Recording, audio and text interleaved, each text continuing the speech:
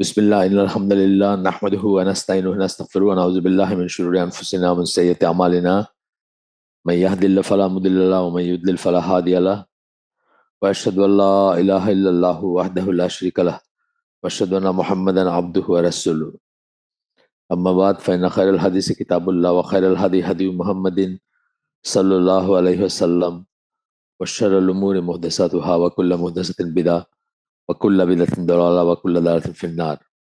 আসসালামু আলাইকুম রহমতুল্লাহ বারাকাতু।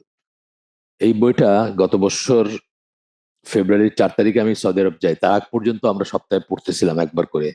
তো যখন সৌদি আরব গেলাম তখন আর এই বইটা সাথে নিয়ে যায়নি, থিঙ্কিং দ্যাট ওইখানে অনেক বই থাকে, ওদের সুন্দর সুন্দর বই থাকে, যে কোনো একটা বই থেকে আমরা কিছু পড়তে পারি বা যতদিন ওইখানে থাকবো ততদিন ওদের কোন একটা বই থেকে একটা হালাকার ব্যবস্থা করবো ইনশাল্লাহ। শুক্রবারে হালাকাটা শুক্রবার সকালে যেটা সাধারণত হয়ে থাকে আর কি। তো ওইখানে যাওয়ার পরে আমি এই বইটা সিলেক্ট করি, causes behind the increase and decrease of ইমান, যেটা আমরা শেষ করছি গত সপ্তাহে। এই বইটা ছোট একটা বই, মনে করছিলাম যে ওইখানে যে কদিন থাকবো সে কদিন পড়ে শেষ করে দিব, কিন্তু এই বইটা তো ঠাসা ছিল যে আমরা শেষ করতে পারি না। দেশে আসার পরেও অনেকদিন গেছে, আর অনেক কিছু বলার ছিল, অনেক কিছু এক্সপ্লেন করার ছিল। তো গত সপ্তাহে শেষ হয়েছে ওইটা। এরপরে আবার আবার আমরা আমাদের ওই ওই সময়টার আগে যে বইটা পড়তেছিলাম ধারাবাহিকভাবে সেই বইটা ফিরে যেতে চাচ্ছি, কারণ এই বইটা খুব বেনিফিশিয়াল বলে আমার মনে হয়েছে। এটা ইংলিশ এডিশনটা, প্রথম ইংলিশ এডিশন হচ্ছে 2013 সালে, 2013 সালে প্রকাশিত। যিনি করছেন, লেখক যিনি, তার নাম হচ্ছে ক্যাপ্টেন ব্র্যাকেটে রিটায়ার্ড ইয়াহিয়া এম এ অন্দেগো। উনি একজন কনভার্টেড মুসলিম, কেনিয়ান। তো উনি এই বইটা একটু অন্যভাবে সাজিয়েছেন। হাদিসে নিয়ে অনেক অনেক ধরনের সংকলন আছে, অনেক অনেক ধরনের সংকলন আছে হাদিসের। আহ ইমাম নবী যেমন 40 হাদিস, রিয়াদুস সালেহিন, বা অনেকেই অনেক যেগুলোকে ঠিক মনে করছেন, উমদাতুল আহকাম, তারপরে আপনার আল আদাবুল মুফরাদ। তো এগুলা যে যেভাবে মনে করছেন সাজাইছেন এবং সংকলন করছেন, এবং সেটা হাদিস, কতগুলো হাদিস বা কতগুলো টাইপের, মানে একই ধরনের কথা বলে বা একই সাবজেক্টের উপর বলে, এইভাবে সিলেক্ট করেন বা করে থাকেন। অথবা উনি যে জন্য যে উদ্দেশ্যে করতেছেন সংকলন, সেটাও অনেক সময় কাজ করে। এই বইটা হচ্ছে, আমরা নামটা থেকে যেমন দেখছি, এই বইটা হচ্ছে যে সমস্ত গুণাগুলো আছে, বড় বড় গুণা আছে বা কবিরা গুণা বলতে পারি আমরা, সেগুলোর ভিতরে 40টা, সেগুলোর ভিতরে 40টা গুনার ব্যাপারে কথাবার্তা আছে এখানে। 40 হাদিস অন পয়জনাস সোশ্যাল হ্যাবিটস, 40টা চ্যাপ্টার আছে, এবং এক একটা বা এক এক টাইপের গুনার উপর ফোকাস করে এক একটা চ্যাপ্টার আর কি। মানে প্রথমে ফরওয়ার্ড, প্রিফেস এবং ইন্ট্রোডাকশনের পরে 40টা চ্যাপ্টার আছে। সেই 40টা চ্যাপ্টারে এক একটাতে এক এক ধরনের গুনাহ অ্যাড্রেস করা হয়েছে, এবং সেটার উপরে হাদিস একটা একটা, মানে প্রথমে হচ্ছে যে কোর হাদিস একটা, এবং তার সাথে মানে চ্যাপ্টার শুরুতে ওটা উনি বলছেন, তারপরে তার সাথে আনুষঙ্গিক সাপোর্টিং এইগুলো আছে। সেটা অনেকভাবে অনেকভাবে নিয়ে আসছেন উনি, এক এক এক চ্যাপ্টার এক এক রকম ভাবে নিয়ে আসছেন। তো যাই হোক, এই 40টা আমি একটু পড়ি পড়ি এই জন্য যে আপনারা আহ মনে রাখতে পারবেন যে আগামীতে হোয়াটস কামিং, মানে পরে পরে আমরা কি নিয়ে কথা বলবো সেটা। এই শুধু জাস্ট ওই 40টা চ্যাপ্টারের পড়ি, টাইটেল যেটা সেটা পড়ি। 1 নম্বর শোয়িং অফ, 2 নম্বর ফলোয়িং প্যাশন অ্যান্ড ডিজায়ার্স, 3 নম্বর অ্যাবন্ডনিং প্রেয়ার, 4 নম্বর failing to contract, sorry failing to control the tongue, জিহ্বা সংযত করতে, কন্ট্রোল দ্য টাং, জিহ্বাকে সংযত করতে ব্যর্থ হওয়া। এই জায়গাতে আমরা ছিলাম। আজকে আমরা আমাদের মেইন আলোচনা এখান থেকে শুরু করব। এই 4 নম্বর চ্যাপ্টারে থাকতেই আমি এটা বন্ধ হয়ে গেছিল, এটার এটার হালাকাটা। 5 হিপোক্রেসি, 6 ইনগ্র্যাটিটিউড, অকৃতজ্ঞতা, 7 ইউজিং ইনটক্সিক্যান্ট, মাদকদ্রব্য, 8 আনলফুল সেক্সুয়াল ইন্টারকোর্স, ফাইশা, জেনা যেটাই বলেন, 9 ওয়েস্টফুলনেস অ্যান্ড এক্সট্রাভ্যাগেন্স, অপচয় করা আর কি, 10 আইডলনেস অ্যান্ড ওয়েস্টিং টাইম, অলসতা এবং সময় ক্ষেপণ করা, 11 পারপিচুয়াল লাইং অ্যান্ড চিটিং, ক্রমাগতভাবে মিথ্যা কথা বলা এবং প্রতারণা করা মানুষকে, 12 রেসিজম অ্যান্ড এথোনিসেন্ট্রিজম, মানে জাতিগত সত্তা নিয়ে করা বা ফুটানি করা যেগুলো আছে। রেসিজম বলতে যখন এটা একটা লিমিট পার হয়, এমনিতে আপনি আপনি বাঙালি আর একজন পাকিস্তানি, এটা একটা লিমিট পর্যন্ত ঠিক আছে। হ্যাঁ, যেমন বিয়ে শাদী অথবা আরো কিছু ব্যাপার আছে যেখানে আপনি যদি দেখেন এটা মানে এই অশুদ্ধ কিছু না, কিন্তু যখন এটা ইন ইটসেলফ একটা ফুটানির ব্যাপার হয়ে যায়, যেমন ধরেন এরিয়ান রেস যারা, জার্মানরা যারা বা ওই ধরনের যারা, তারা যে একটা রেশিয়াল সুপিরিয়রিটির করেন, ভাব দেখান বা ওইটার জন্য অন্যদেরকে ছোট ভাবেন, সেগুলো সেই কথাগুলা আর কি।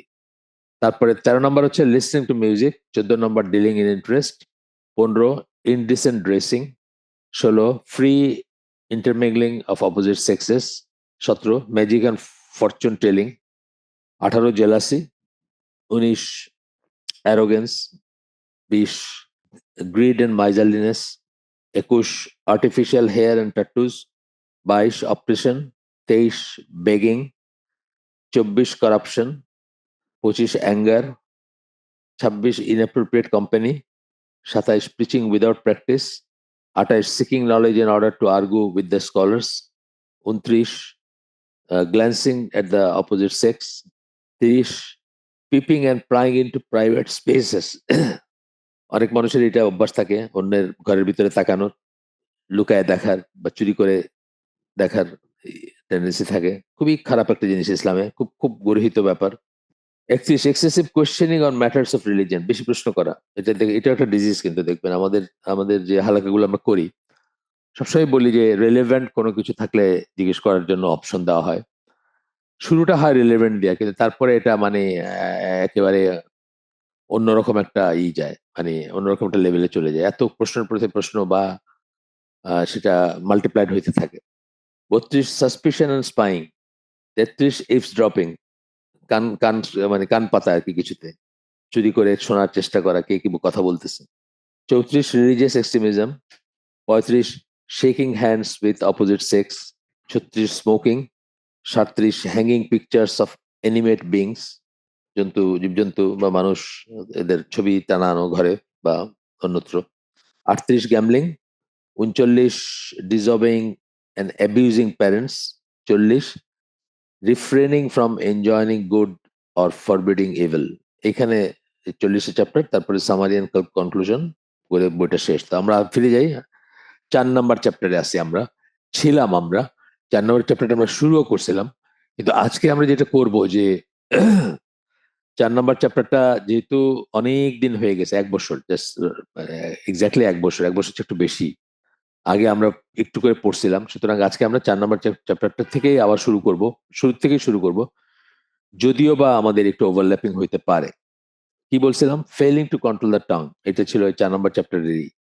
এই সংক্রান্ত হাদিস, একটা কোর হাদিস থাকবে, এবং তারপরে সেটার এক্সপ্লেনেশন বা সেটার সাপোর্ট হিসাবে, সাপোর্টিং হিসাবে, এভিডেন্স হিসাবে অন্যান্য আরো হাদিস আসবে আর কি। এভাবেই এই বইটা সাজানো। প্রথম যে হাদিসটা আমরা পড়বো, আবু হুরায়রা রাদিয়াল্লাহু আনহু বর্ণনায় রাসূল সাল্লাল্লাহু আলাইহি ওয়াসাল্লাম বলেন, এটা মুসলিমের হাদিস, indeed the servant of Allah will speak a word while being unaware of its consequences. আল্লাহর বান্দা একটা কথা বলবে, কিন্তু এটার পরিণতি সম্বন্ধে সে সচেতন থাকবে না, মানে কি বলতেছে এটা সম্বন্ধে সে সচেতন থাকবে না। অ্যান্ড ডিউ টু ইট, এই যে অসচেতন থাকা, বা সে চিন্তা করলো না সে কি বলতেছে, বা এটা কি এফেক্ট হবে, বা এটা কি বলা ঠিক হলো কিনা, বা এটা বলা জরুরি কিনা, বা এটা বাহুল্য কিনা, মানে একটা কথা মুখ থেকে বের করার আগে ইসলামে বলা হয় না যে অনেক চিন্তা করার দরকার আছে, আপনার এটা কোনো দরকার ছিল কিনা বলাটা, বা এটা বলাটা কোনো লাভ আছে কিনা, লাভ বলতে ইসলামিক লাভ আর কি, আপনার দুনিয়াবি লাভ তা না, ইসলামী লাভ আছে কিনা ইত্যাদি। তো সেটা চিন্তা করার ব্যাপার। তো বলতেছে যে due to it he will be cast into the hellfire, এবং এটার জন্য সে জাহান্নামে নিক্ষিপ্ত হবে। এই যে অসচেতন ভাবে একটা কথা বলে ফেললো। Further than the distance between the east and the west, মানে জাহান্নামে বর্ণনা করা হচ্ছে যে কত বড় জাহান্নাম আর কি, যাই হোক। এরপরে কমেন্ট্রিতে আসতেছেন, এই হাদিস সম্বন্ধে কমেন্ট্রিতে আসতেছেন, যে হাদিস নিয়ে আমি আগেই বলছি যে এটি স্টাইল এই বইটার। মেইন হাদিসটা বললেন, এরপরে এর সাথে যেগুলা রেলেভেন্ট সেসব ব্যাপার স্যাপার গুলা আলাপ করবেন এবং সেগুলা এক্সপ্লেন করবেন। তো এখানে একটা হাদিস আসতেছে যেটাতে বলতেছেন, whosoever believes in Allah and the, খুব ফেমাস এটা আপনারা সবাই জানেন, আমি আমি আশা করি সবাই জানেন। Whosoever believes in Allah and the last day should either speak good or keep quiet. যে আল্লাহ এবং আখিরাতে বিশ্বাস করে সে হয় উত্তম কথা বলবে বা ভালো কথা বলবে, অথবা সে চুপ থাকবে। এটা অত্যন্ত ইম্পর্ট্যান্ট একটা অ্যাডভাইস। এটা বুখারীর হাদিস এখন যেটা পড়লাম। অত্যন্ত ইম্পর্টেন্ট অ্যাডভাইস আমরা আমরা এসে দেখছি এই যে দৈনন্দিন জীবনে দেখি যে আমাদের সবাই যে আমরা যখন বড় হয়েছে আমাদের বন্ধু এক একজন এক এক রকম চরিত্র থাকবে, আল্লাহ তাদেরকে ওইরকম বৈশিষ্ট্য ভিন্ন ভিন্ন বৈশিষ্ট্য দিয়ে বানাইছেন। কিছু মানুষকে দেখবেন যে সে অলওয়েজ রিয়াক্ট করে এবং স্প্লিট সেকেন্ডে সে তার কথাটা বের করে ফেলে। মানে ধরেন আপনি কিছুটা বললেন, যে যে কোনো কিছু, মানে এটা খুব সিরিয়াস কিছু হইতে হবে এমন কোনো কথা নাই। যে কোনো একটা কিছু বললেন, সাথে সাথে স্প্লিট সেকেন্ড, মানে এই কথাটা আপনার শেষ হইতে পারে নাই তার আগে সে একটা কিছু বলে ফেলছে। এবং অধিকাংশ ক্ষেত্রে দেখা যাবে যে সে পরে রিগ্রেট করতেছে যে এই কথাটা বলাটা ঠিক হয় নাই, বা এই কথাটা না বললে চলতো, বা এই কথাটা বলে একটা সমস্যা সৃষ্টি করতেছে সে। আমাদের এক আত্মীয় ছিলেন, মারা গেছেন, আল্লাহ তাকে জান্নাত নসিব করুন।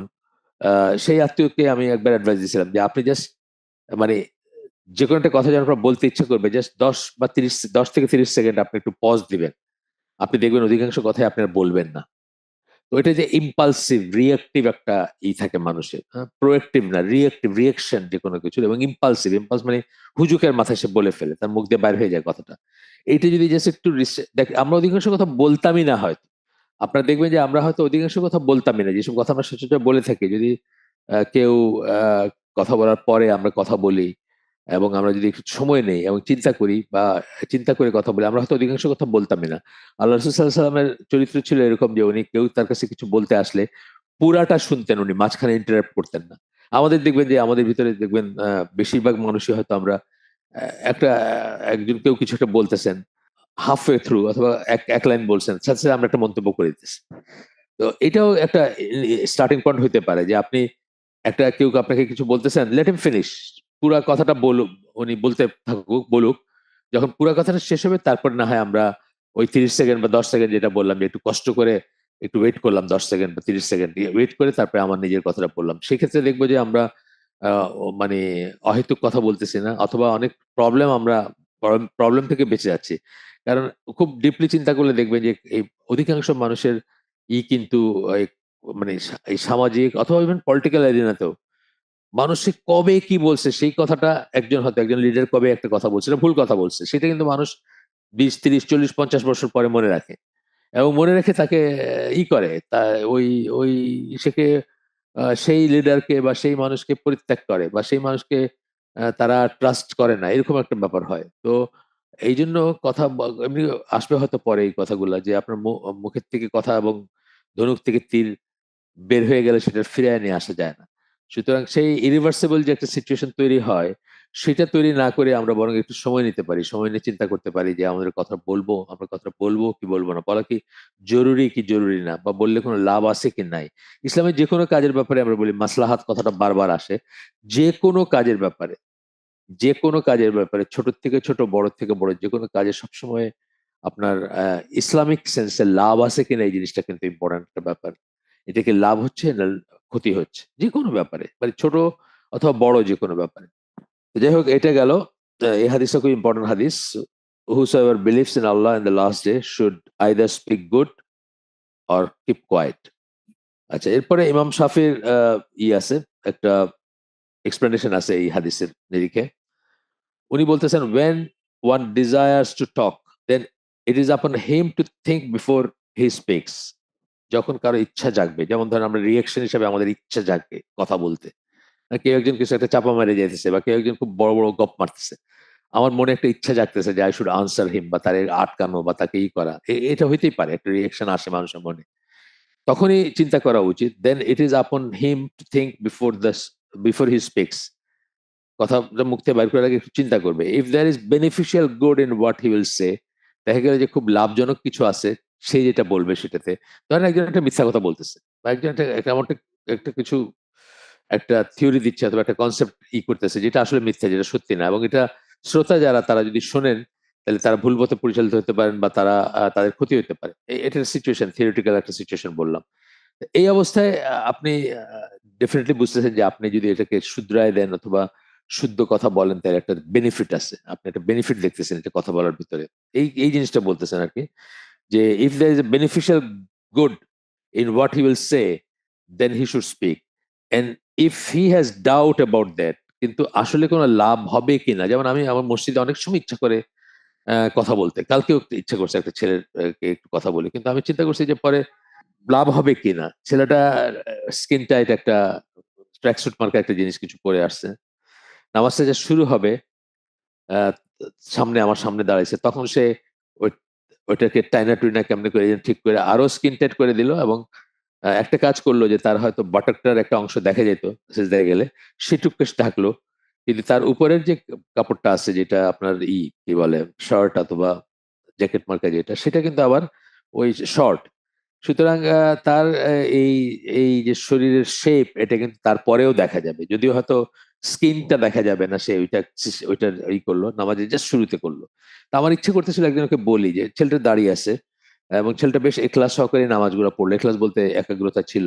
তা আমি একটু বলি যে আপনার এই নামাজটা হয়তো টোটালি নাও হইতে পারে, এটা নিয়ে স্কলারদের ভিতর খিলাফ আছে, বিকজ আপনি তো সতর ঢাকেন নাই আসলে। ক্লোথ ইয়েট নেকের একটা কথা বলছেন না আল্লাহ রসুল সাল্লাল্লাহু আলাইহি ওয়াসাল্লাম কোন একটা হাদিসে। তো সেরকম একটা সিচুয়েশন যে আপনি ঢাকছেন ঠিকই, কিন্তু আপনার প্রত্যেকটা কার্ভ দেখা যাচ্ছে বা কার্ভেচার দেখা যাচ্ছে। আপনি যখন সেজদায় যাচ্ছেন তো আরো বেশি প্রমিনেন্ট হচ্ছে। তো এইটাতে মনে হয়, তারপরে আমার মনে হলো যে এটা বললে দুইটা জিনিস হতে পারে। একটা হচ্ছে যে সে রিয়েক্ট করবে অবভিয়াসলি। কেউ কেউ দুনিয়াতে পছন্দ করে না যে তার আপনি একটা দোষ ধরে দেন, স্পেশালি এই সমস্ত ব্যাপারে। সে একটা মানে লাকুম দিনুকুম ওয়ালিয়া দিন শোনাই দিতে পারে আপনার, মানুষের ভুল অলবিট ভুল, তারপরে শোনাই দিতে পারে আপনাকে যে তুমি তোমারটা করো আমি আমারটা করি, এটা বলতে পারে। এক নাম্বার। আর দুই নাম্বার হচ্ছে যে যেমনই হোক সে তো মসজিদে আসছে, ইয়াং একটা ছেলে, এই বয়সে মসজিদে আসছে, এই বয়সে আমরা মসজিদে হয়তো জুমার দিন গেছি শুধু, তো আসছে তো সে মসজিদে। এখন আমি একটা কথা বললাম, দেখলাম যে আরো গ্রেটার হার্ম হলো, সে মসজিদে আসে ছেড়ে দিল। তো এই কথা, এরকম এরকম সিচুয়েশনে তো এরকম চিন্তা করে আমরা অনেক সময় কিছু বলি না, একটু সময় নেই যে আচ্ছা তার সাথে যদি আমার আরেকদিন দেখা হয় বা আরেকদিন পাশাপাশি দাঁড়াই, তাইলে হয়তো একটু এটা সেটা জিজ্ঞেস করলাম, তারপরে বললাম কথাটা, যদি মানে তাকে কনফিডেন্সে নিয়ে তারপরে বলা। তা নাহলে রিয়েকশন হইতে পারে যে যেটুকু হইতেছে, হয়তো সে নামাজ মসজিদে আসা বন্ধই করে দিল, এরকম আছে। কিন্তু আমি আমি এটা এরকম পাকিস্তানি একটা ছেলের সাথে আমি সেল করতাম এক সময়, ওই ইরানিয়ান জাহাজে, পাকিস্তানি ছেলেটা, ইয়াং ছেলে। তো সে তখন তো আমি দিনের বুঝে এরকম না বা কিছু না, এটা এইটিজ এর কথা বলতেছে, 89 টু বি প্রিসাইজ। তো সে বলতেছে যে কোন মসজিদে, পাকিস্তানের কোন একটা মসজিদের কথা বলতেছে, ওই মসজিদে গেছে। তো হুজুর দুইজন তারা সারাটা নামাজ ধরে খালি ধরে আরেকটা ইয়াং ছেলে কেমনে কি করতেছে না করতেছে এটা সমালোচনাই করলো। তো এমন ভাবে করছে যে ওই ছেলেটা বোধহয় আর কোনোদিন মসজিদে আসবে না, এই কথাটা আমি বলতেছিলাম। এটা এটা আমার মনে আসে যে আচ্ছা, আমার থেকে বেনিফিশিয়াল হইলো নাকি আমি ক্ষতি করলাম আরো, সে মসজিদে আসেই ছেড়ে দিল। তো এটা উনি বলছেন, ইমাম শাফি বলছেন যে and if he has doubt about that, যদি সন্দেহ থাকে যে লাভ হবে কি হবে না, then he must not speak, তাহলে সে, তার কথা বলা উচিত না। ইমাম শাফির কথাটা শেষ হয় না আমার এখনো, মাঝখানে আমি অনেক কথা বলে ফেলছি। He must not speak until he clears that doubt, যতক্ষণ পর্যন্ত সন্দেহ নিরসন না হয় যে না, কথা বললে লাভজনক কিছু হবে বা লাভ হবে। আবার পড়ি ওনার একটু ছোট্ট ছোট্ট, উনি এক্স্যাক্টলি কি বলছেন। When one desires to talk, then it is upon him to think before he speaks. If there is beneficial good in what he will say, then he should speak. And if he has doubt about that, then he must not speak until he clears that doubt by making his speech good. ব্র্যাকেটে এটা, এইটুকু ইমাম শাফিঈ ছিল। তো এখন বলতেছেন যে শরিয়ার রুলস এন্ড প্রিন্সিপালস, শরিয়ার যে সমস্ত মূলনীতি আছে, যে সমস্ত নিয়ম নীতি আছে, সেগুলা maintain that every individual entrusted by the state with a particular responsibility has a grave duty to guard his her tongue from all type of speech, uttering only words that are predominantly beneficial. মোট কথা হচ্ছে যে শরিয়ার মূলনীতিগুলো এটা করে যে শুধুমাত্র ভালো উত্তম কথাই যেন বলে কেউ। Therefore, in a situation in which speaking and remaining silent both contain the same amount of benefit and harm, কথা বললে অথবা চুপ থাকলে, কথা বললেও যেটুকু লাভ হবে এবং যেটুকু ক্ষতি হবে, কথা না বললেও সেটুকু লাভ হবে এবং ক্ষতি হবে। অর্থাৎ আপনি যে কথা বললেন সেটার অ্যাকচুয়ালি কোনো ইম্প্যাক্ট থাকবে না, বললেও যা না বললেও তো, এরকম সিচুয়েশনের কথা বলতেছেন। তখন বলতেছেন কি, the sunnah is to refrain from speaking altogether. সুন্নাহ হচ্ছে মোটেই কথা বলবেন না আপনি। কারণ যদি আগে যা কথা বলার আগে যা হচ্ছিল পরেও তাই থাকবে, অথবা কথা বললে যতটুকু লাভ, না বললে ততটুকু লাভ, কথা বললে যতটুকু ক্ষতি, না বললে ততটুকু ক্ষতি, তাহলে শরিয়া আপনাকে বলে যে আপনি কথা বলবেন না। This is because permissible speech paves the way towards that which is not only disliked but forbidden. কথাটা তো পারমিসিবল ছিল, কিন্তু কোনো বেনিফিট নাই বলে, কোনো লাভ হবে না বললেও যা না বললেও। তো ধরেন একজন শুনবে না আপনার কথা, এই যে জাস্ট যে ছেলেটার উদাহরণ দিলাম, এই ধরনের আরো ব্যাপার আছে যে আপনার কথা আপনি বুঝতেছেন তার বডি ল্যাঙ্গুয়েজ থেকে, অথবা যে কোনো ভাবে বুঝতেছেন যে আপনি কথা বললে সে শুনবে, মানে কথাটা কান দিয়ে শুনবে, কিন্তু সে সেই অনুযায়ী কাজ করবে না, উল্টা আহ কি হয় না হয় আপনি অনিশ্চিত, মানে বললেও যা না বললেও তাই এরকম। তখন আপনি বলবেন না, তখন আপনি চুপ করে থাকবেন। কারণ এইটা বলার পরে হয়তো একটা ইন্টারেকশনে জড়াবেন আপনি তার সাথে, যে ইন্টারেকশনটা ভালো যাবে না। আস্তে আস্তে কথা বিলি করা থেকে একটা হিটেড ডিসকাশন হতে পারে, এবং দেখা গেল যে এটা খারাপ দিকে গেল। এই কথাটা বোঝাতে চাচ্ছেন এখানে। In such cases the forbidden usually prevails, যেটা বলতেছে যে এইটা paves the way towards that which is not only dislike but forbidden. তখন একটা রাস্তা খুলে যাবে, যখন আপনি ডায়লগটা স্ট্রাইক করলেন, তখন একটা রাস্তা খুলে গেল যে এখানে ভিতরে শুধু অপছন্দনীয় কথা আসবে না, নিষিদ্ধ কথা আসবে, হয়তো একটা জোরে জোরে কথাবার্তা, মানে শাউটিং এর পর্যায়ে চলে গেল, অথবা কোনো একটা গালিগালাজের পর্যায়ে চলে গেল। In that case the forbidden usually prevails, এবং দেখা যাবে যে ফরবিডেন যেটা সেটাই থেকে যাচ্ছে। আপনি একটা ভালো ইন্টেনশনে শুরু করছিলেন কথাটা বা ডায়লগটা, কিন্তু শেষ পর্যন্ত ওইখানে ডিপার্ট করলেন আপনি, বা শেষ হলো একটা গালিগালাজে বা একটা খারাপ কথাতে বা একটা চিৎকারে বা একটা শাউটিং এ কিছুতে, সেটা বলতেছেন আর কি। In such cases the forbidden usually prevails, applying precautions after the damage has been done will not repair in the list। যে যে ড্যামেজ হয়ে গেল, একটা নিষিদ্ধ জিনিস হয়ে গেল, একটা শাউটিং হইলো, একটা গালিগালাজ হইলো ভাই, তখন আর আপনি প্রিকশন নিয়ে এটাকে রিপেয়ার করতে পারবেন না। প্রিকশনটা আগেই নিবেন। যেটা বললাম যে ধনুক থেকে তীর, এবং এটা অনেক পুরানো কথা, প্রবাদ বাক্য টাইপের কথা, ধনুক থেকে তীর এবং মুখ থেকে কথা বের হয়ে গেলে সেটা ফিরে নেওয়া যায় না। আচ্ছা, এরপরে আমরা একটু আগাই। আরেকটা হাদিস আসতেছে এখন, এটা হচ্ছে বড় হাদিস, অনেক অনেক বড় হাদিস, আমরা পড়বো, পুরো হাদিসটাই পড়বো। অনেক বড় এটা। তিরমিজির হাদিস, কিন্তু সহি রিলায়েবল হাদিস। মুয়াদ বিন জাবাল বলেন, আমি নবীর সাথে ছিলাম একটা জার্নিতে, একদিন আমি তার কাছাকাছি ছিলাম, so I requested.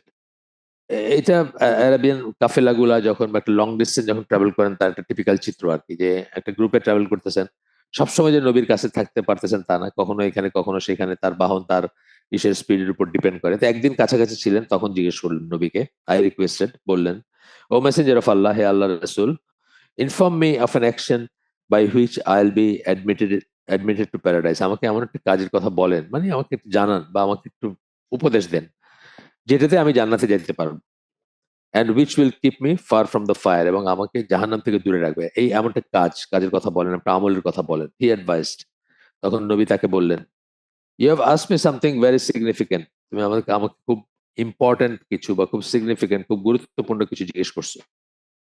But it is easy for whomever Allah makes it easy, কিন্তু এটা যার জন্য আল্লাহ সহজ করবেন তার জন্য ব্যাপারটা ইজি, মানে এমন কঠিন কিছু না যেটা আমি উত্তর করবো বা যেটা করতে বলবো তোমাকে, সেটার কথা বলতেছেন আর কি এখানে। তো তখন বলতেছেন যে worship Allah and do not associate any partners with him. এটা থেকে আমরা কি বুঝতেছি? এটাতে অনেক রকম শিক্ষা আছে এই আদেশটাতে। প্রথম শিক্ষা হচ্ছে যে আমরা যে সৎ কাজে আদেশ, মন্দ কাজে নিষেধ বলি, প্রথম সৎ কাজে আদেশ হচ্ছে শিরক মুক্ত হওয়ার দিকে আহ্বান করা, অথবা তাওহীদের দিকে মানুষকে আহ্বান করা। প্রথম, এটা আমরা অনেকবার আগে বলছি, প্রথম সৎ কাজে আদেশ হচ্ছে এটা। তো এটাই করলেন, রাসূল বললেন, do not associate any partners with him, তার সাথে কোনো শরিক করে না কাউকে। হ্যাঁ, আল্লাহর ইবাদত করো আর তার সাথে কাউকে শরিক করো না। এস্টাবলিশ দ্য সালাত, নামাজ কায়েম করো, সালাত কায়েম করো। গিভ দ্য জাকাত, জাকাত দান করো। ফাস্ট ডিউরিং রামাদান, রমাদানের রোজা রাখো। অ্যান্ড পারফর্ম হাজ টু দ্য হাউস ব্র্যাকেটে কাবা। তাই কি বললেন আসলে? আসলে কিন্তু ইসলামের স্তম্ভগুলা বললেন, তাই না? আসলে ইসলামের স্তম্ভগুলা বললেন। হি ফার্দার সেড, হি মানে রাসূল সাল্লাল্লাহু আলাইহি ওয়াসাল্লাম আরো বললেন, এটা বলার পরে আরো বললেন, shall I not guide you to the doors of good, তোমাকে তো আমি কল্যাণের দরজার দিকে পরিচালিত করব না বা পথ দেখাবো না? Fasting is a shield, fasting হচ্ছে কি? শিল্ড, ঢাল। ঢাল বলি না আমরা? শিল্ড, যেটা থেকে আপনি শত্রুর তরবারি থেকে নিজেকে রক্ষা করেন বা খারাপ জিনিস থেকে আপনি রক্ষা করেন। ঢাল কথাটা ইসলাম অনেক জায়গায় বলা হয়। তো ফাস্টিং ইজ এ শিল্ড, সেটা হচ্ছে একটা ঢাল, আপনার আপনার অনেক গুনাহ থেকে, অনেক খারাপ জিনিস থেকে বাঁচায় রাখে এই ফাস্টিং বা আপনার রোজা। তারপর বলতেছেন and charity extinguishes sin like water extinguishes fire. গুনাহসমূহ মুছে দেয় কি? সাদাকা। যেভাবে পানি আগুনকে নিভায় দেয়, সেভাবে গুনাহকে নিভায় দেন বলছেন কথাটা, মানে যে গুনাহকে মুছে দেয় আর কি, বা গুনাহকে নির্মূল করে দেয় বলতে পারেন। and so does a man's prayer in the depth of the night. এবং একইভাবে মানুষের গুনাহ মাফ হয় বা গুনাহকে মুছে দেয় কি? প্রেয়ার, মানে তাহাজ্জুদের কথা বলছেন আর কি, কিয়ামুল লাইল বা তাহাজ্জুদের কথা বলছেন। and so does a man's prayer in the depth of night.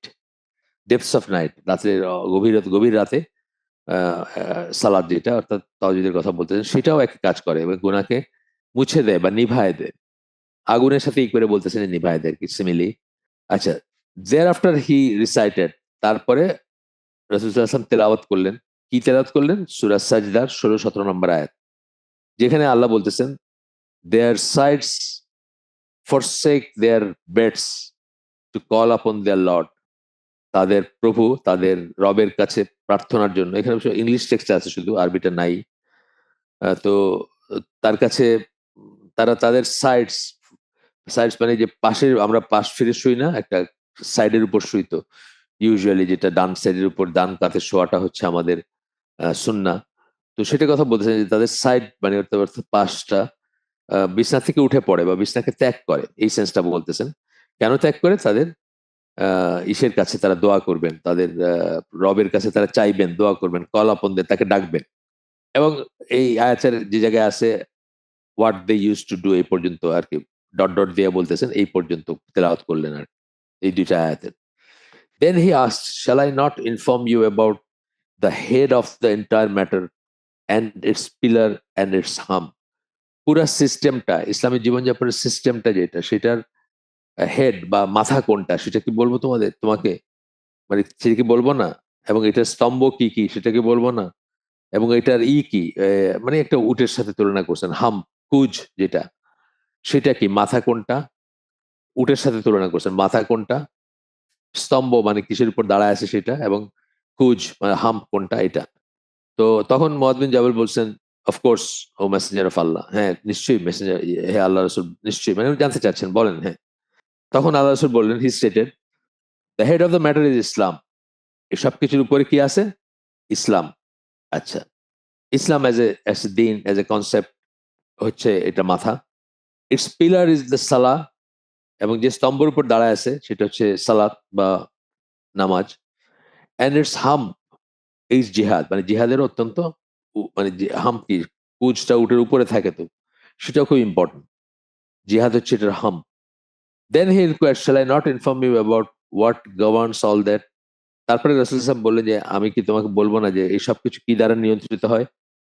I replied, of course O messenger of Allah. Muadh bin Jabal বললেন, হ্যাঁ নিশ্চয়ই, হ্যাঁ মেসেঞ্জার অফ আল্লাহ, হে আল্লাহ রাসূল। He grabbed his tongue and said, restrain this, restrain this. নিজের জিহ্বাটা ধরলেন আল্লাহ রাসূল এবং বললেন, এটাকে সংযত রাখো। I queried, আমি আমি আমি প্রশ্ন করলাম, O prophet of Allah, will we be taken to account for what we say? আমাদেরকে হিসাব নেওয়া হবে আমরা কি বলছি সেটার ব্যাপারে? উনি বললেন আর কি, মুআয বিন জাবাল বললেন রাসূলকে। আল্লাহ রাসূল বললেন, may your mother grieve your loss, মানে তোমার মা তোমার উপর বিলাপ করুক, অর্থাৎ তুমি তোমার মৃত্যু হয়েছে অ্যাজ ইফ এর ভাবটা এরকম আর কি, তুমি এটা কি কইলা, দুর্ভোগ তোমার, এই সেন্সটা আর কি। এটা একটা মানে আরবদের একটা ওয়ে অফ এক্সপ্রেশন, আক্ষরিক অর্থে এটাকে নেওয়া যাবে না। ও মুয়াজ, তুমি দুর্ভোগ তোমার, হে মুয়াজ, তুমি এটা কি কইলা? Are not people টসড into the fire আপন দেয়ার ফেসেস, মানুষকে কি জাহান্নামে তাদের মুখের উপরে ঝলসানো হবে না বা হয় না? আর আপন দেয়ার নোজেস, অথবা তাদের নাকের উপরে, অর্থাৎ নাকে খত দেওয়ার একটা সেন্স আছে না আমাদের, মানে মানুষের জন্য সবচেয়ে সবচেয়ে অপমানজনক ব্যাপার কি? মাটিতে একটা দাগ টেনে বলে যে এটা নাক দিয়ে মুছতে বলে, হ্যাঁ? বলে না, যখন কেউ কোনো একটা বড় পাপ করে, বড় অন্যায় করে, তখন তাকে শাস্তি দেওয়া হয়, সামাজিকভাবে দেওয়া হয় অনেকখানে, নাকে খত দেওয়া বলি আমরা যেটাকে, সেটার কথা বলতেছেন। Because of what their tongues have wrought, তাদের জিহ্বা যা উপার্জন করছে সেটার জন্য কি তাদের মুখ ঝলসানো হবে না, তাদের মুখমণ্ডল আর কি বোঝানো হয়েছে জাহান্নামে। এটা তিরমিজির হাদিস, অনেক বড় হাদিস পড়লাম আমরা, এখানে এসে শেষ হয়েছে। The tongue and the heart, আর এখন হাদিস না, এখন ওনার কথা, লেখকের কথা। The tongue and the heart are the best parts of the body. They can make us successful if they are kept pure. Heart, অন্তর, টাং, জিহ্বা আমাদের শরীরের সবচেয়ে গুরুত্বপূর্ণ অঙ্গ প্রত্যঙ্গের ভিতর আসবে।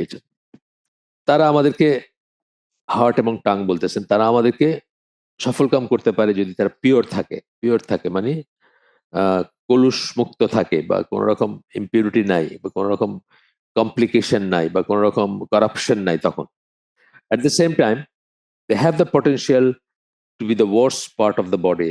একই সময়ে তারা এই শরীরের দেহের সবচেয়ে খারাপ অঙ্গ প্রত্যঙ্গ হওয়ারও ক্ষমতা বা সম্ভাবনা আছে তাদের।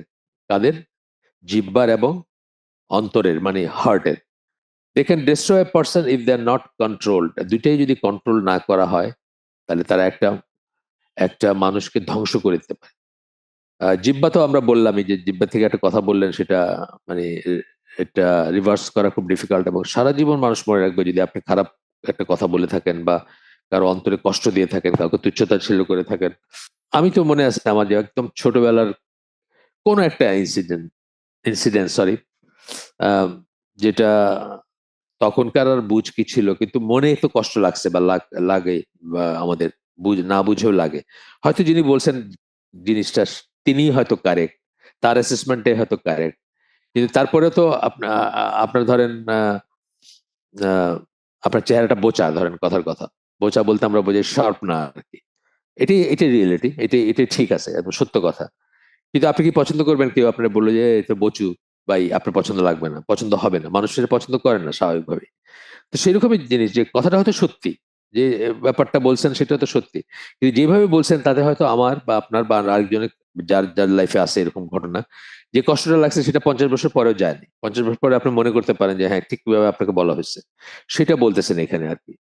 যে they can destroy a person if they are not control. যদি কন্ট্রোল না করা হয় তাহলে একজন মানুষকে সেটা ধ্বংস করে দিতে পারে।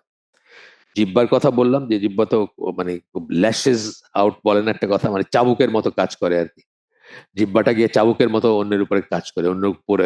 একটা একটা কথা বলি না আমরা, জিব্বার ল্যাশিং আউট একটা কথা বলা হয় কিন্তু প্রায়, যখন কেউ খুবই ক্ষুরোধার বা খুব খুব শার্প কোন একটা ক্রিটিসিজম করে কারো, একদম একদম গিয়ে ইসে লাগে, তার কলিজায় লাগে বলি আমরা আর কি, সোজা বাংলা, প্রচলিত বাংলায়। তো সেরকম ব্যাপার হয়। আর হার্টের কথা তো, হার্ট ধ্বংস করতে পারে নানাভাবে। যেমন ধরেন আমরা একটা দোয়া করি, ইয়া মুকাল্লিবাল কুলুব সাব্বিত কালবি আলা দীনিক। আমরা এই কাল্ব কথাটার মানেই হচ্ছে, কাল্ব মানে হার্টের যে আরবি শব্দ, মানেই হচ্ছে যে পরিবর্তনশীল। মানে এখন এরকম আছে, 5 মিনিট পরে আরেকরকম থাকবে। এবং সেই জন্য it's very difficult and it's very important যে এটা সাব্বিত কালবি আলা দীনিক মানে মানে আমার ইকাকে, আমার আমার কাল্ব বা আমার অন্তরটাকে আল্লাহ আপনি দৃঢ় রাখেন আপনার দিনের উপরে। দিনের উপর দৃঢ় রাখাটা ডিফিকাল্ট, প্রতিনিয়ত চেক করার ব্যাপার আছে। কারণ ওই যে বললাম মুকাল্লিবাল কলুব মানে মানে কাল্ব কথাটার মানে হচ্ছে যা পরিবর্তনশীল। এবং আমরা বলতেছি হে অন্তর, অন্তরসমূহের পরিবর্তনকারী আল্লাহকেই বলতেছি আমরা, আপনি পরিবর্তনকারী, আপনি পরিবর্তন করতে পারেন। আমাদের হার্ট গুলাকে আপনি সুস্থির রাখেন বা দৃঢ় রাখেন আপনার দিনের উপরে। এই কথা দোয়া করছে। এই দোয়াটা খুব ইম্পর্টেন্ট, প্রতিদিন করবেন, প্রতিদিন করবেন, এবং প্রতিনিয়ত করবেন। কারণ ওই একটা একটা হাদিস, এটা এখানে আসবে না হয়তো, একটা হাদিস আছে যে মানুষের অন্তর আল্লাহর দুই আঙ্গুলের মাঝে ফেদারের মতো, ফেদারের মতো, পালকের মতো।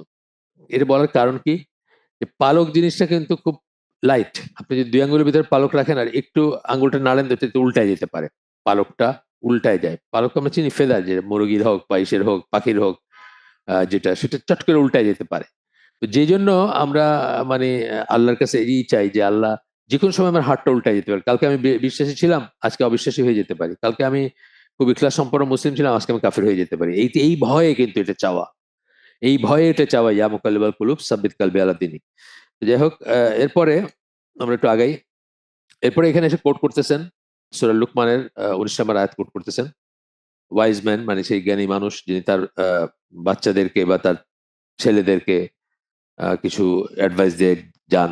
সেটা, এটার উপর আমাদের একটা আলোচনা আছে, আপনারা দেখেন। ডক্টর তানভীর পারভেজ, ওনার একটা আলোচনা আছে আমাদের চ্যানেলে, লুকমান, সূরা লুকমানের কয়েকটা আয়াত নিয়ে, যে কটা আয়াত খুব আর কি প্যারেন্টিং এর জন্য কি কি আয়াত, যেগুলো আর কি বলা যায় প্যারেন্টিং শুড স্টার্ট ফ্রম দেয়ার। আমাদের সবকিছুই কোরআন হাদিস থেকে স্টার্ট হবে আর কি। আমরা কিন্তু ওয়েস্টার্ন বিশ্বের প্যারেন্টিং কত রকম থিওরি কপচায়া ঘুরে ফিরে ওই তাদের মতোই চিন্তা ভাবনা করি আমরা, সেটা না করে আমরা কোরআন হাদিস থেকে আমাদের সব শুরু হওয়া উচিত। তো যাই হোক, এখানে বলছেন যে সূরা 31 নম্বর সূরা লুকমান, সেটা 19 নম্বর আয়াতে বলতেছেন, কোট করতেছেন এখানে এই লেখক বলতেছেন, and be moderate in your pace and lower your voice. গতিতে মানে তাড়াহুড়া করো না, মডারেট মানে মাঝারি ইসে থাকবা, পেস গতি, তাড়াহুড়া করো না, বেশি আরপিএম যেন বেশি না হয়। লোয়ার ইউর ভয়েস, এবং কণ্ঠটা নিচু রাখবা। Indeed the most disagreeable of sounds is the voice of donkeys. সবচেয়ে অপছন্দনীয় স্বর হচ্ছে গাধার স্বর। গাধা খুব মানে তারস্বরে এবং খুব শ্রুতি কটু একটা আওয়াজ করে আর কি, গাধা যখন ডাক দেয়। তো গাধার মতো করো না, মিনিং গাধা ওইভাবে জোরে জোরে কথা বলুন না। ইনফ্যাক্ট ইসলামে জোরে জোরে কথা বলতে খুব অপছন্দ করা হয়।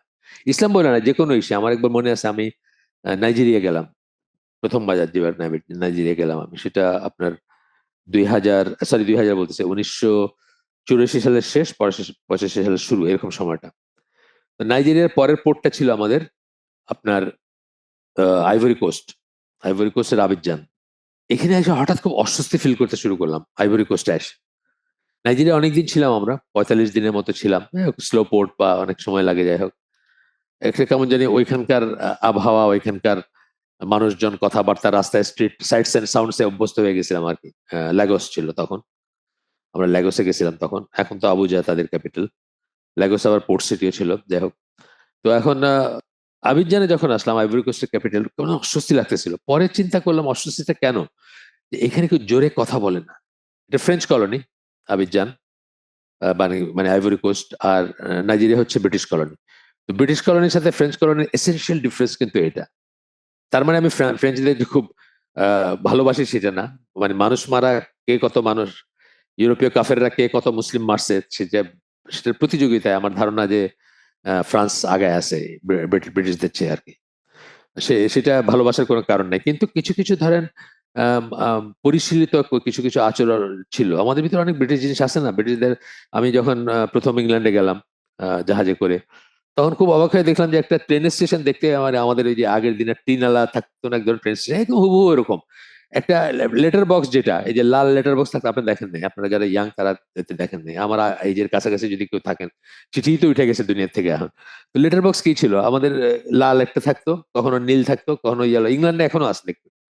তো এই জিনিসগুলা মানে আমরা যাদের গোলাম ছিলাম তাদের গুলো আমরা ফলো করছি বা এই করছি। তো সেইভাবে আমি খেয়াল করলাম যে মানে এসে আইভরি কোস্টে মানুষজন জোরে কথা বলে না, জোরে হর্ন দেয় না, চিৎকার করে না, ফিসফাস ফিসফাস কথা হচ্ছে, মানে অন্যরকম একটা ব্যাপার। মানে একটা ইউরোপিয়ান কোন একটা ক্যাপিটালে আপনি যেরকম দেখবেন, সেরকম লাগলো আমার কাছে আর কি।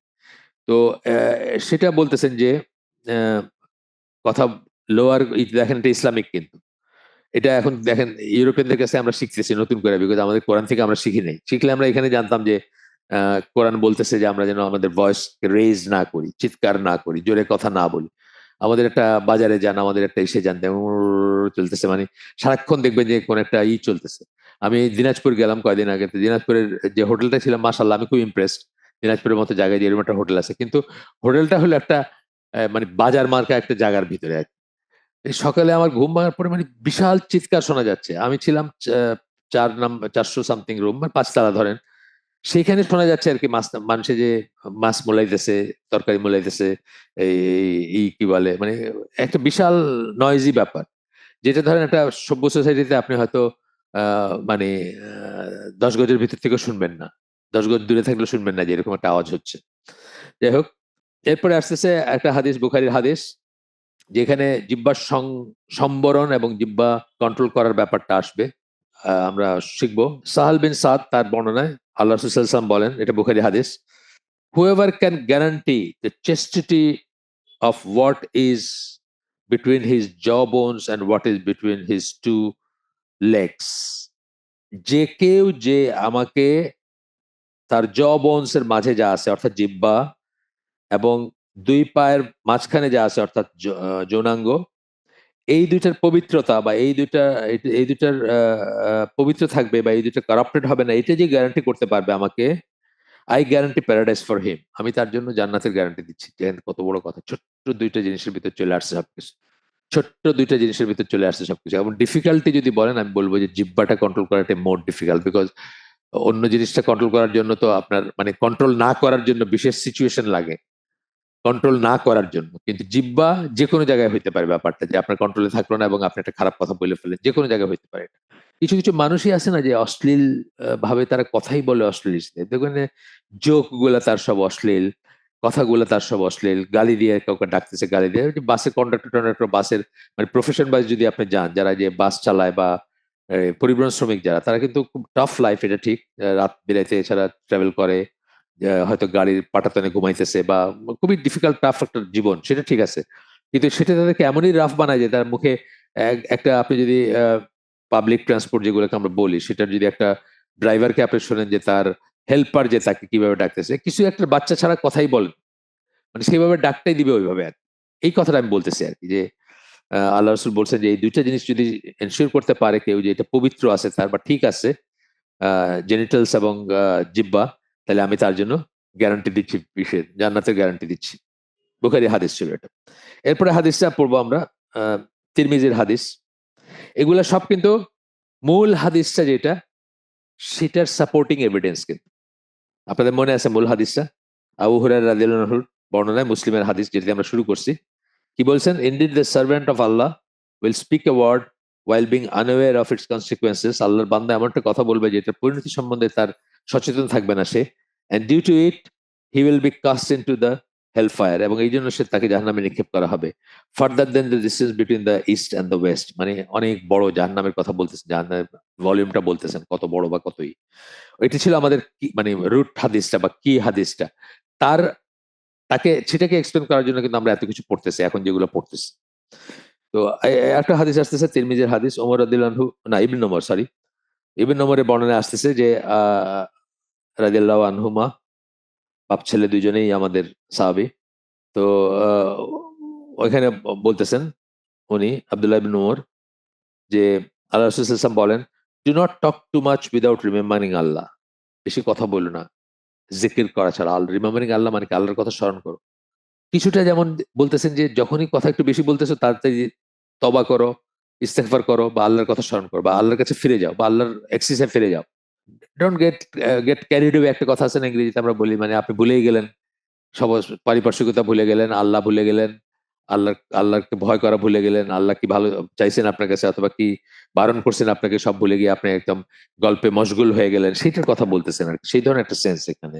Do not talk too much without remembering Allah, indeed excessive talking without remembrance of Allah, বেশি বেশি কথা বলা, আল্লাহর জিকির করা ছাড়া, তা আল্লাহর কথা মনে হইলো না, ইন বিটুইন কথা বলতে গিয়ে আল্লাহর কথা মনেই থাকলো না। হয় না? আমাদের হয় কিন্তু, উই গেট ক্যারিড অ্যাওয়ে, আমরা অনেক সময় হয় যে আমরা একদম ভুলেই গেছি, হঠাৎ আর 5 মিনিট আছে নামাজের, এরকম হয় না? জীবনে হয়েছে না আপনাদের? আমার হয়েছে। কত গপ্প করতে করতে এমনই একটা অবস্থায় গেছি যে হঠাৎ 5 মিনিট আছে নামাজের ওয়াক্ত, তাড়াতাড়ি গিয়ে কোনো মতে ই করে, এরকম হয়েছে। কোন একটা এইজে হয়েছে বা কোনো সময় হয়েছে, কোন একটা স্টেজে হয়েছে জীবনের। তো এরপরে বলতেছেন যে indeed excessive talking without remembrance of Allah, আল্লাহকে স্মরণ না করে বেশি কথা বললে, অনেক কথা যদি বলে যান আপনি, হার্ডেন্স দ্য হার্ট, আপনার অন্তর শক্ত হয়ে যায়। And indeed the farthest of people from Allah are the hard hearted ones, এবং আল্লাহর থেকে সবচেয়ে দূরে যারা আছে তারা হচ্ছে যাদের অন্তরটা শক্ত হয়ে গেছে, সেসব মানুষগুলো। রিলায়েবল চেইনের হাদিস, তিরমিজির হাদিস। এরপরে আসতেছে আরেকটা হাদিস।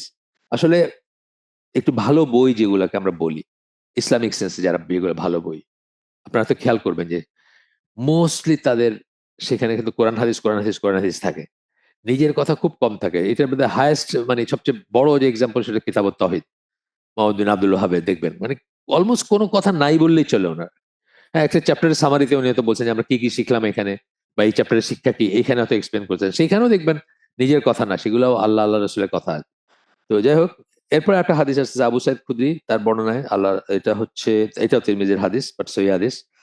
তার বর্ণনায় আল্লাহ রাসূল সাল্লাল্লাহু আলাইহি ওয়াসাল্লাম বলেন, when the son of Adam wakes up in the morning, যখন আদম সন্তান সকালবেলা জেগে ওঠে, কোথায় ঘুম থেকে উঠে যখন, সেটা বোঝাতে যাচ্ছেন, all his body parts bow to the tongue and say, তার সকল অঙ্গ প্রত্যঙ্গ জিহ্বার কাছে নতজানু হয়। ব্র্যাকেটে বলছেন সিক রিফিউজ ফ্রম ইট, এটা থেকে আশ্রয় চায়, নিরাপত্তা চায়। কারণ এই জিহ্বার একটা ইসের জন্য তাদেরকে হয়তো আগুনে পোড়ানো হবে। এই জিহ্বার একটা কাজের জন্য পুরো বডিটাই আগুনে পুড়বে, এই জন্য তার কাছে রিফিউজ চায়, মানে তার তার তার কাছ থেকে রিফিউজ চায়, তার কাছ থেকে মুক্তি চায়, তার কাছ থেকে নিরাপত্তা চায় জিহ্বার কাছ থেকে। অ্যান্ড সে, এবং বলে, তারা বলে, ফিয়ার আল্লাহ রিগার্ডিং আস, আমাদের ব্যাপারে আল্লাহকে ভয় করো। অঙ্গ প্রত্যঙ্গ গুলো বলে আর সিম্বলিক কথা একটা। For indeed we are only part of you, we are only a part of you, কেননা আমরা হচ্ছে তোমার একটা অংশ। ইফ ইউ রিমেন স্ট্রেট, তুমি যদি সরল থাকো, সোজা থাকো, ভালো থাকো, we will also stay straight, আমরাও সরল থাকবো, সোজা থাকবো, ভালো থাকবো। If you be if you go crooked, বা তুমি যদি বাঁকা হয়ে যাও, অর্থাৎ তুমি যদি খারাপ ভাবে বাজে কথা বলো, খারাপ কথা বলো, গালি দাও, অশ্লীল অশ্লীল কথা বলো, গীবত করো, বা হোয়াট এভার, যাই যা যা জিহ্বা দিয়ে যত অসংখ্য খারাপ কাজ আমরা করতে পারি সেগুলোর কথা আসবে। We will also be crooked, আমরাও বেকা হয়ে যাব। তুমি যদি বেকা হয়ে যাও বা তুমি যদি খারাপ হও, তাহলে আমরাও খারাপ হয়ে যাব। এরপরে এই লেখক বলতেছেন, তাহলে এই হাদিসগুলো পড়লাম আমরা, সেখান থেকে বলতেছেন, we need to control our tongues rather than to allow our tongues to control us. আমাদের প্রয়োজন আমাদের জিহ্বাগুলোকে বা জিহ্বাকে কন্ট্রোল করা, রাদার দেন জিহ্বা আমাদেরকে কন্ট্রোল করবে।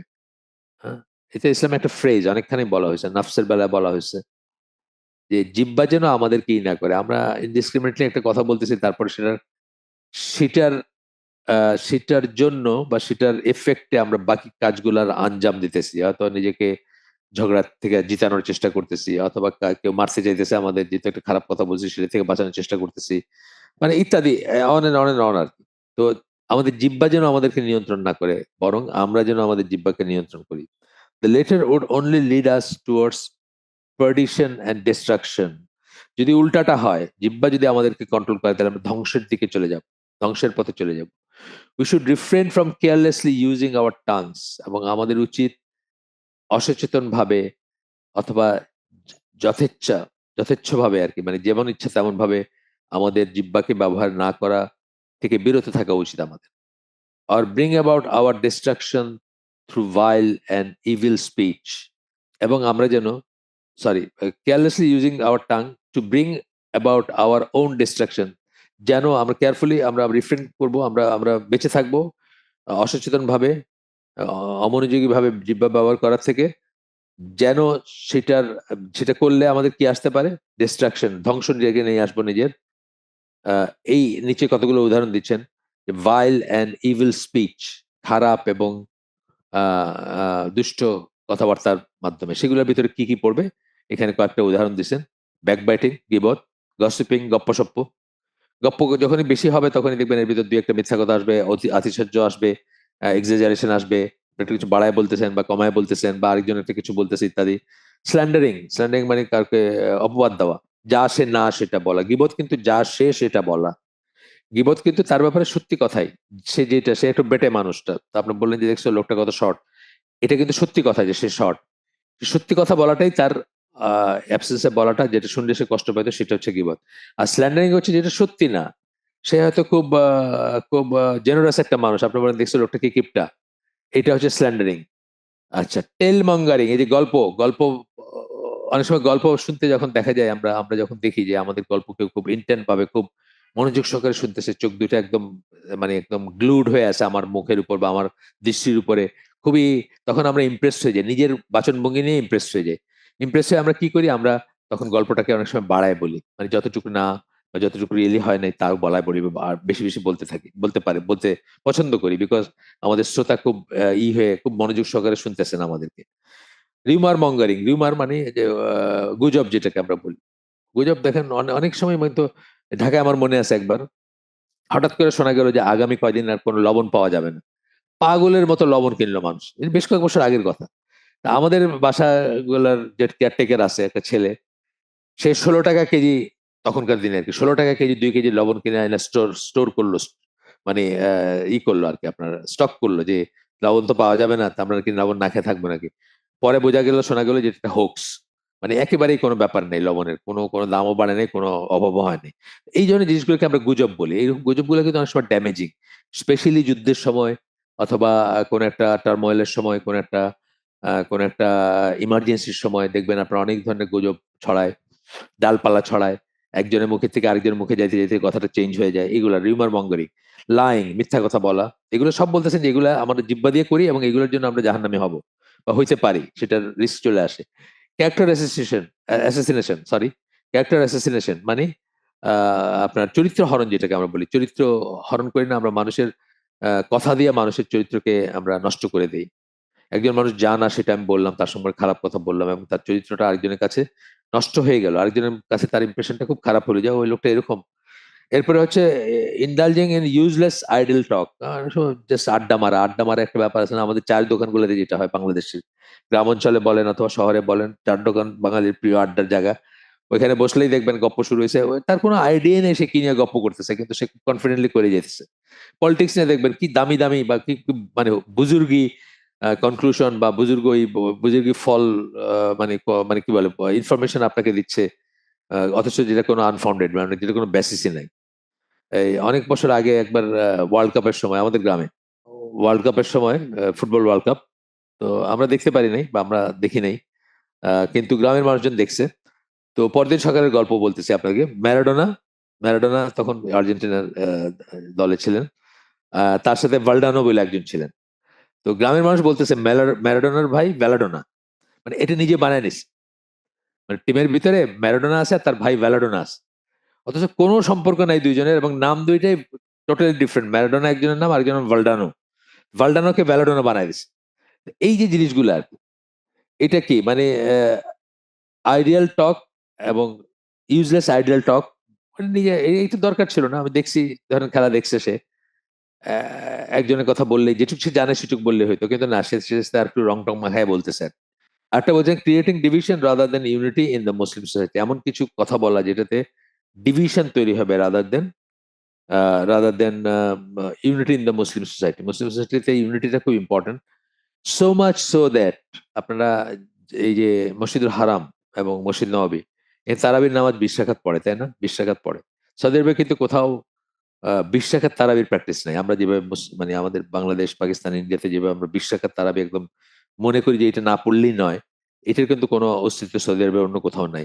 কিন্তু এই দুইটা মসজিদে কিন্তু তারা 20 রাকাত তারাবি পড়ছে, মানে আনটিল ভেরি রিসেন্টলি, কয়েকদিন আগে বোধহয়, দুই একটা রোজা আগে বোধহয় বা দুই একটা রমাদান ধরে বোধহয় গভর্নমেন্ট একটু রেস্ট্রিকশন দিচ্ছে শর্ট করতে হবে বা ইত্যাদি। এখনকার খবর আমি জানি না এক্স্যাক্টলি মানে কি করে তারা। এখন এখন কমাই দিয়েছে, যাই হোক। কিন্তু তারা যে আগে 20 রাকাত পড়তো, তার পিছনে যুক্তিটা কি ছিল? যুক্তি ছিল যে এখানে রমাদানে যারা উমরা করতে আসে বা যারা ইতেকাফ করতে আসে, তার অধিকাংশ হচ্ছে এই সাবকন্টিনেন্টের মানুষ, ইন্ডিয়া, পাকিস্তান, বাংলাদেশ, আফগানিস্তান ইত্যাদি জায়গার মানুষজন, তারাই মেজরিটি দেখবেন আপনি। এখন তাদের দেশে বা তাদের কালচারে 20 রাকাত পড়াটাই, so for the sake of unity, তারা নিজেরা যদি এমনিতে 20 রাকাত পড়ে না, কিন্তু এই সময় তারা 20 রাকাত পড়তো যেন বিভক্তিতে না আসে। এরপরে এইটুক বলার পরে উনি আরেকটা আয়াত কোট করতেছেন। এই আয়াতটা পড়ে আমরা আজকের আয়োজন এখানে শেষ করে দেব ইনশাআল্লাহ। এই আয়াতটা বলতেছেন, not a word does one utter except that there is an observer, ব্র্যাকেটে এঞ্জেল, ফেরেশতা, watching, ready to record it. একটা শব্দ আমরা যেগুলো আটার করি, যেগুলো উচ্চারণ করি, একটা শব্দ এমন নাই যেটা আমরা উচ্চারণ করি অথচ এটা লিখে নেওয়া হচ্ছে না। সূরা কাফ, 50 নম্বর সূরা, 18 নম্বর আয়াত, এটা কোট করলেন। আমরা আমাদের আয়োজন ইনশাল্লাহ এখানে শেষ করে দেব, কারণ একটা নতুন ইস্যু যাইতে চাই না। আগামী দিন যেখানে শেষ করলাম এখান থেকে পড়বো ইনশাল্লাহ। সুবহানাকা আল্লাহুম্মা ওয়া বিহামদিকা আশহাদু আল্লা ইলাহা ইল্লা আনতা আস্তাগফিরুকা ওয়া আতুবু ইলাইক। আমরা যে শুনলাম তার ভিতরে ভালো কিছু শুনে থাকলে সমস্ত প্রশংসা আল্লাহর, আলহামদুলিল্লাহ। খারাপ কিছু শুনে থাকলে সমস্ত ব্যর্থতা আমার এবং সেটা শয়তানের তরফ থেকে। আল্লাহ আমাদেরকে তৌফিক দেন যা ভালো শুনলাম তার উপর আমল করার। আসসালামু আলাইকুম ওয়া রাহমাতুল্লাহি ওয়া বারাকাতুহু।